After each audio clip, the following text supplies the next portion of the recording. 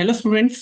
NEET 2020 का एक question है कि HCl was pass through the solution of calcium chloride, magnesium chloride and NaCl, which of the following compounds crystallize. इसमें ये दिया हुआ है कि अगर हमने किसी सॉल्यूशन, जो सॉल्यूशन आपके पास है CaCl2 का है, साथ ही साथ आपके पास है MgCl2, और उसी में आपका क्या दिया हुआ है, NaCl। इस सॉल्यूशन में अगर आपने HCl को डिसॉल्व कर दिया, HCl को पास कराया आपने, इसमें से बताना है कि इन तीनों सॉल्ट्स में से कौन सा कंपाउंड या सॉल्ट है आपका जो क्रिस्टलाइज होगा। तो बेसिकली देखा जाए तो यहाँ पर आपके पास कैल्शियम का सॉल्ट है Ca+2, मैग्नीशियम का सॉल्ट है Mg+2।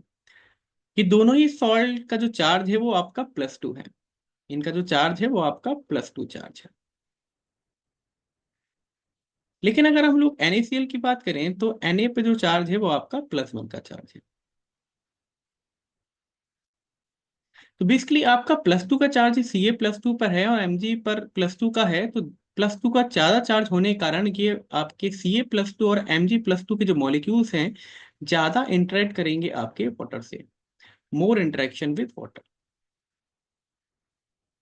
जबकि आपका NaCl आपका क्या है, इंटरेक्शन कम करेगा।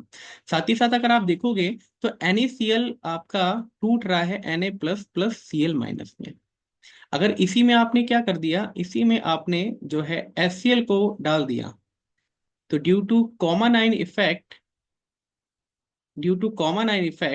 आपका जो HCl है वो देगा H++Cl-। तो यहाँ पर क्या हो गया आपका कॉमन आयन इफेक्ट। अब इस कॉमन आयन इफेक्ट के कारण जो आपका NaCl जो ज्यादा टूट रहा था वो रिवर्स डायरेक्शन में जाएगा to follow Le Chatelier principle, और ज्यादा से ज्यादा अब NaCl बनने लगेगा, या ये कह सकते हैं कि आपका NaCl प्रिसिपिटेट होगा, या कह सकते हैं क्रिस्टलाइज होगा। तो अगर आप ऑप्शन देखेंगे तो इसका सही आंसर होगा only NaCl, because NaCl will precipitate और क्रिस्टलाइज मोर, क्योंकि कॉमन आयन इफेक्ट के कारण आपका जो है NaCl ज्यादा से ज्यादा बनेगा, जबकि Ca+2 और MgCl2 ज्यादा, Mg+2 ज्यादा इंटरेक्ट करेंगे, उसके कारण आपका क्या है, क्रिस्टलाइजेशन पॉसिबल नहीं होगा। तो इस क्वेश्चन का सही आंसर है option number B. Thank you.